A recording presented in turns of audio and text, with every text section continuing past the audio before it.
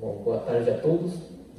Semana passada estudamos sobre a grande comissão, e hoje é a continuação dessa série Multiplicação Cristocêntrica, no Ser Metodista Livre.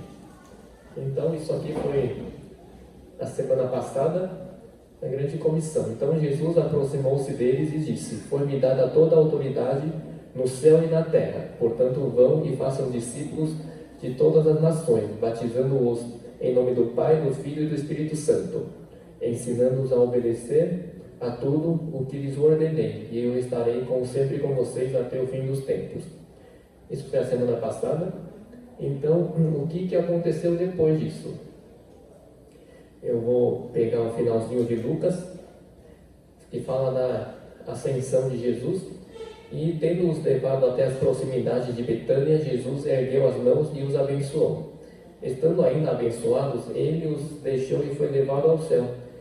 Então eles o adoraram e voltaram para Jerusalém com grande alegria, e permaneciam constantemente no templo, louvando a Deus. Então Jesus, nas últimas palavras, lá em Mateus, deu esta ordem, a grande comissão, e Jesus ascendeu aos céus.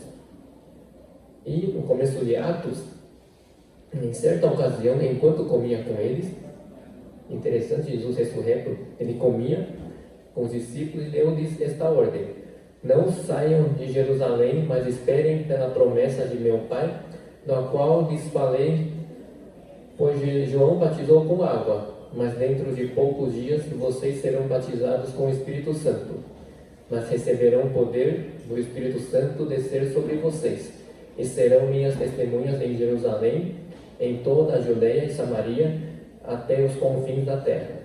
Então, no estudo de hoje, eu vou fazer um estudo sobre o livro de Atos, que é a continuação dos Evangelhos, e aqui o livro de Atos mostra os primórdios, os primeiros passos na multiplicação do Evangelho. Atos 2. Então, Pentecostes. Chegando no dia de Pentecostes, estavam todos reunidos num só lugar. De repente veio do céu um som, como de um vento muito forte, e encheu toda a casa na qual estavam assentados. E viram o que parecia línguas de fogo, que se separaram e pousaram sobre cada um deles. Todos ficaram cheios do Espírito Santo e começaram a falar noutras línguas, conforme o Espírito os capacitava. Essa passagem de Pentecostes nós já lemos em outras ocasiões. E chegou o dia do Pentecostes, estavam lá, e veio um som muito forte, um vento, e encheu toda a casa. E desceram línguas de fogo e começaram a falar em outras línguas. Aqui é uma língua que é entendida pelas outras pessoas, por pessoas de outras nações, diferente de língua dos anjos que a pastora Sara falou em outras ocasiões aqui. E aqui é a glossolalia, que chama, que é uma língua entendida por outras nações, né? Então, nesse dia de festa de Pentecostes em Jerusalém, esse mapa aqui representa as pessoas que foram para Jerusalém, ou seja, muito conhecido na época. E o que esse Pentecostes representou? Esse Pentecostes foi um evento histórico, aconteceu, representou a capacitação para a missão, inauguração da nova era do Espírito Santo, porque até então Jesus veio como Deus encarnado, e Jesus falou, né, quando eu for, Deus vai mandar um Consolador. Então veio esse Espírito Santo, representa a nova união no Espírito Santo, que transcende barreiras raciais, nacionais e linguísticas. É o primeiro reavivamento. Assim, essa união do Espírito Santo, que une todos os povos agora, é o contraponto da Torre de Babel, em que os povos se dispersaram e um passaram a não entender o outro. Aqui é a contrapartida. Os povos foram se unidos pelo Espírito Santo para entender a mesma linguagem. Representa o primeiro reavivamento, fenômenos físicos, marcado por profundo arrependimento, conversões, sentimento de temor, e isso se espalhou, né?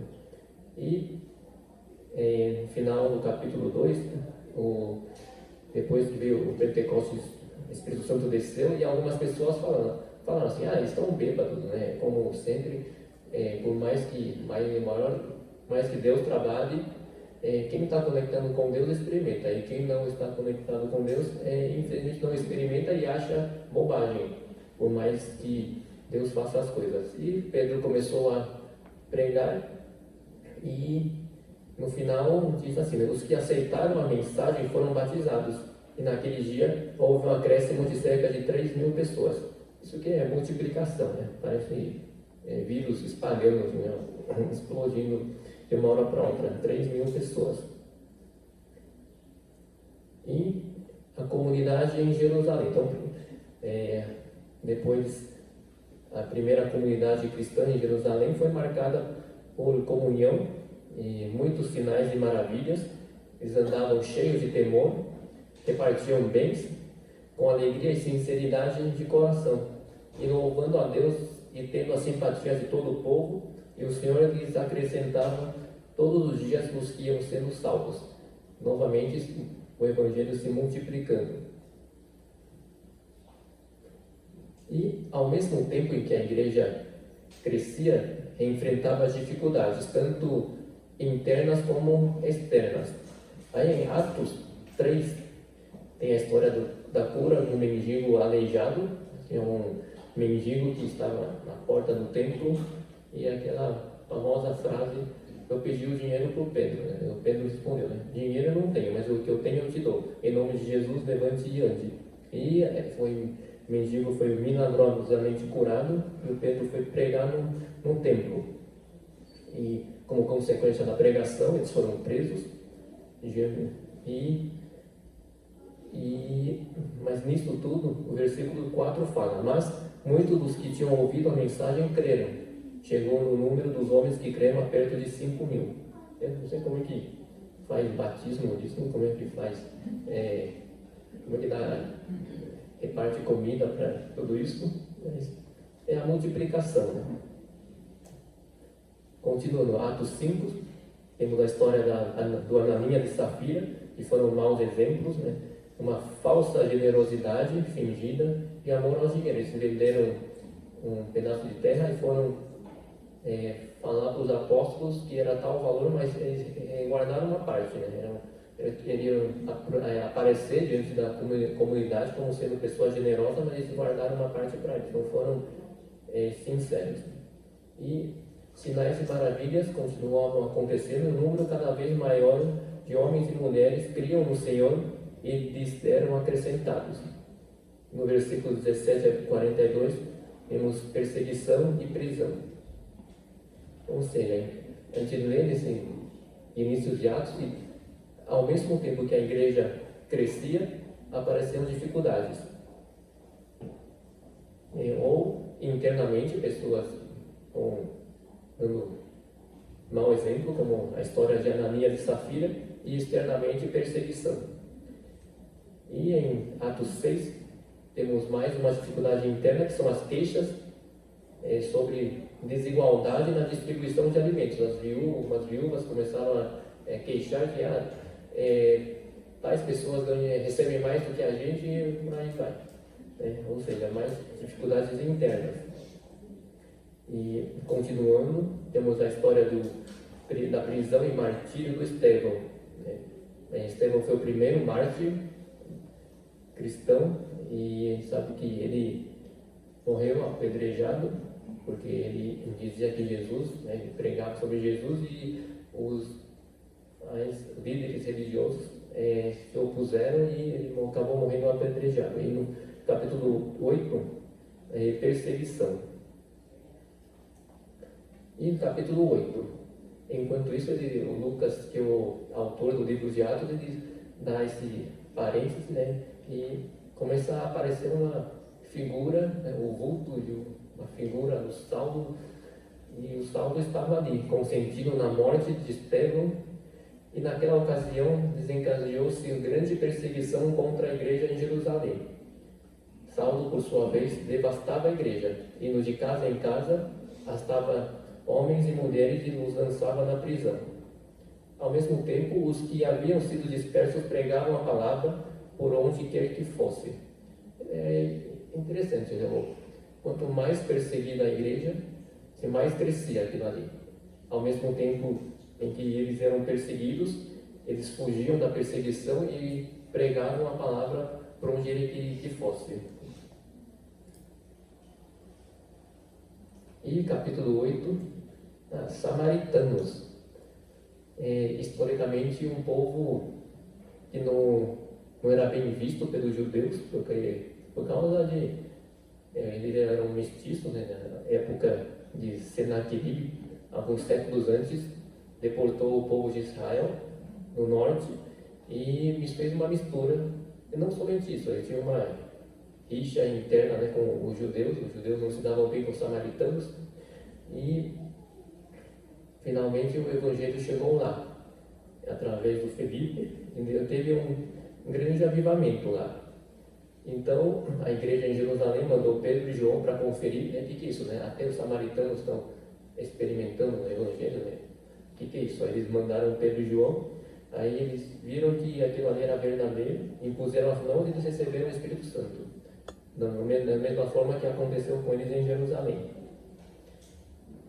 Então, o evangelho estava multiplicando rapidamente e quebrando paradigmas, né? Porque os judeus não iam falar com os samaritanos. Tanto é que na história da mulher samaritana, os discípulos ficaram surpresos como Jesus, o mestre deles, estava conversando com uma mulher samaritana. Então estava começando a expandir o evangelho assim, além do entendimento deles. Olha que eles já eram batizados no Espírito Santo, já tinham experimentado o Espírito Santo, mas ainda demorando um pouco para entender o coração de Deus, né, de levar o evangelho para todos os povos. E enquanto isso, Saulo ainda respirava ameaças de morte contra os discípulos do Senhor, em Atos 9.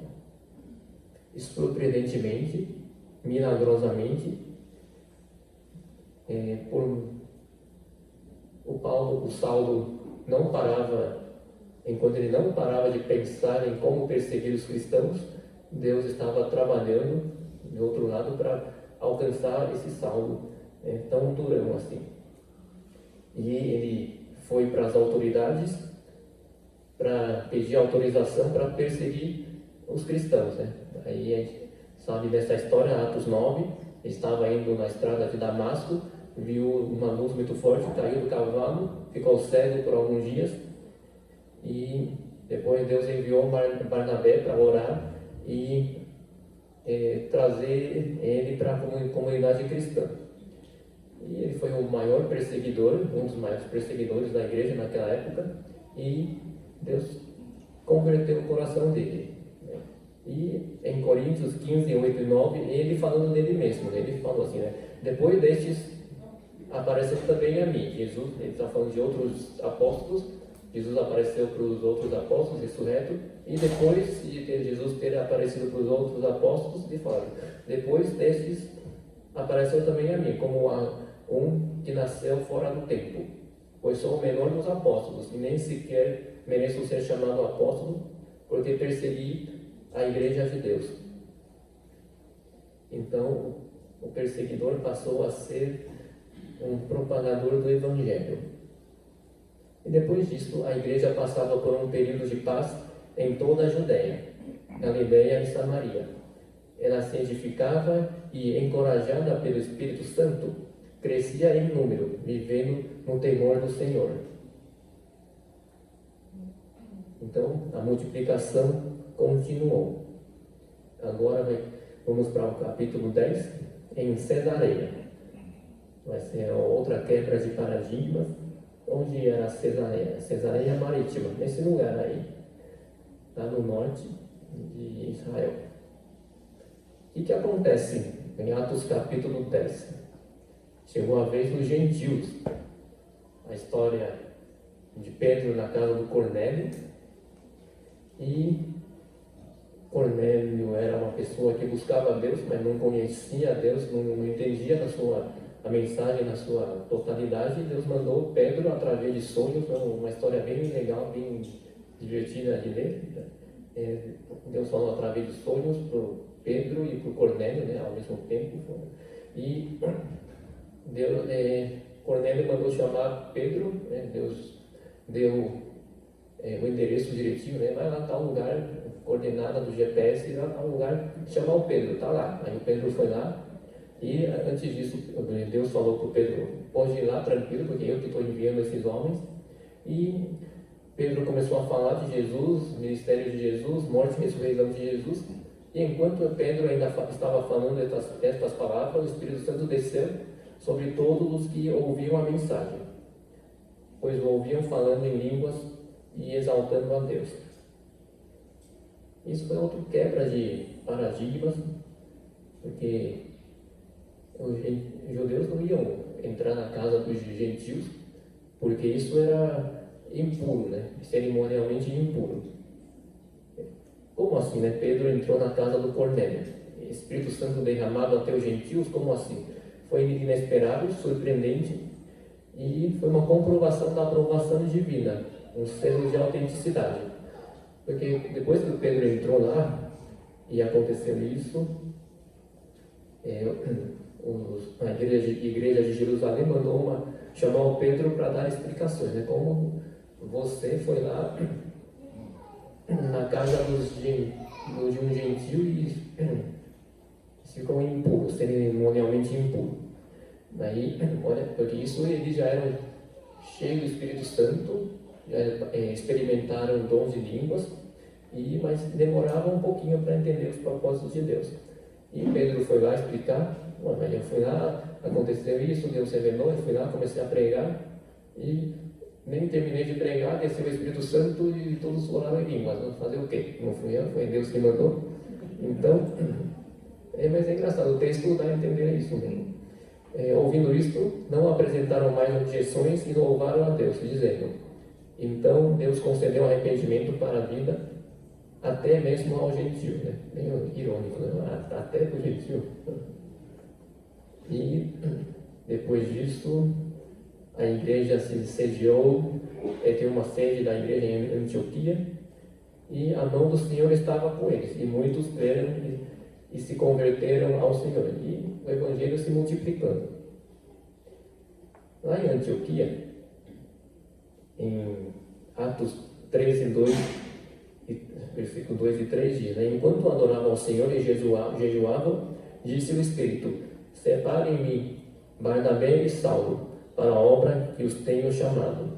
Assim, depois de jejuar e orar, impuseram-lhe as mãos e os enviaram. Aí vão começar as viagens missionárias de Paulo. Foi numa reunião de adoração, enquanto adoravam e jejuavam, o Espírito Santo falou para a comunidade, né? Separem Saulo e Barnabé, eu tenho chamado eles para a missão. Mas antes disso, quando Saulo se converteu no caminho de Damasco, Deus já tinha falado para Barnabé que Saulo seria chamado para ser missionário, para os gentios. E Deus tinha falado para Barnabé assim, né? Eu vou mostrar, assim, ele vai experimentar muitos sinais e maravilhas e ao mesmo tempo ia sofrer muito no nome de Deus, né? Por causa do chamado dele. Então começam as viagens missionárias de Paulo. Saulo para Paulo, assim, o significado profundo dessa mudança de nome é que o Saulo é o nome hebraico e o Paulo é o nome romano. É só isso, né? Não tem nada mais. Diferente de outras trocas de nome, que Deus muda o nome na Bíblia, tem um significado, aqui não tem muito significado. Então, primeira viagem missionária de Paulo, Atos 1 até 15, 35, saíram da Antioquia, deram uma volta lá no interior da Turquia, atual Turquia, Icônio, Listra, Derbe. Listra, assim, né? Foi um lugar que Paulo foi apedrejado a ponto de quase ter morrido. E depois voltaram para Antioquia. Segunda viagem missionária, Atos 15 até 18, já foram mais longe, até a Grécia. E Não sei se vocês lembram, em 2019, antes da igreja fechar fisicamente por causa da pandemia, a gente estava estudando Atos, né? E a gente parou no capítulo 17. Não que a minha memória seja boa, que a marca-páginas continuam até lá, até hoje, né? Até esses dias. Abriu um pouco, hein? Então, a terceira viagem de Paulo, até capítulo 21, eles partiram da Antioquia, foram lá para o interior de Turquia, Grécia, deram uma volta e ele terminou a viagem em Jerusalém. Aqui Paulo foi para Jerusalém sabendo que, chegando lá, ele iria ser preso, perseguido e preso, a exemplo de Jesus. Deus mandou profetas, levantou irmãos ao longo da viagem, no final da viagem, alertando de que para ele não vá Paulo, porque se for lá, vai ser preso e tudo mais. Mesmo assim, ele sabendo, ele foi lá. Ele sabia que, chegando lá, os líderes religiosos que perseguiram Jesus ia acabar perseguindo ele mesmo. Ele foi sabendo disso. Então, Paulo chegou em Jerusalém e foi preso. E nessa passagem narra muitos tumultos, falsas acusações, chegou a quase ser linchado, conspiração contra Paulo, e no meio de tudo isso, Atos 23:11 diz assim: na noite seguinte o Senhor, pondo-se ao lado dele, disse: coragem, assim como você testemunhou a meu respeito em Jerusalém, deverá testemunhar também em Roma. E por caminhos muito tortuoso, Paulo no final vai chegar em Roma. E depois, assim, nesse período de perigo de quase ser linchado em Jerusalém, Deus usou as autoridades romanas para prender o Paulo, mas ao mesmo tempo ele foi protegido, né, porque soldados romanos prenderam Paulo e os judeus que estavam contra ele não conseguiram alcançar ele, não conseguiram fazer nada com ele, porque estava sob custódia romana. Então ele foi transferido para Cesareia como preso romano, e ao mesmo tempo protegido contra os judeus. Ele testemunhou diante do governador Félix, né? Félix chamou ele para saber o que aconteceu. Ele falou, pregou a mensagem, né? Porque ele estava sobre Jesus Cristo. Ele, por causa da burocracia romana, ficou 2 anos em Cesareia, até terminar o mandato de governador, entrar outro governador, Festo, e ele novamente pregou o Evangelho, testemunhou Jesus diante do Festo, e no final ele percebeu que esse Festo estava lá indeciso, estava tentando agradar os judeus, agradar ambas as partes, e Paulo usa um direito romano que ele tem como cidadão romano. Ele apela para César, né, que é um direito, e apela para o direito de ser julgado pelo imperador. É como se os mais privilegiados aqui apelassem para serem julgados pelas instâncias superiores até o STF, né? Então, Paulo apela para ser julgado pelo imperador, e antes disso ele aparece o rei Agripa, e ele prega o evangelho de novo na frente do rei Agripa, e no final esse Agripa disse a Festo: ele poderia ser posto em liberdade se não tivesse apelado a César. E ficou meio irônico, né? Ele podia estar livre, mas como ele apelou para César para ser julgado pelo imperador, então ele vai ter que ir para Roma. Então Paulo viaja para Roma em Atos 27.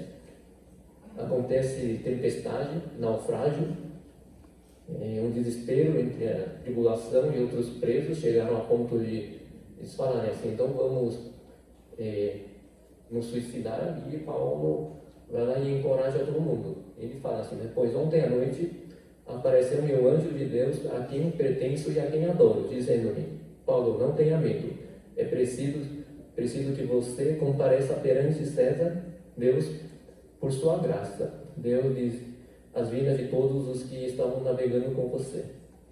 Ele não, numa situação de desespero, ele conseguiu animar todo mundo e encorajar todo mundo.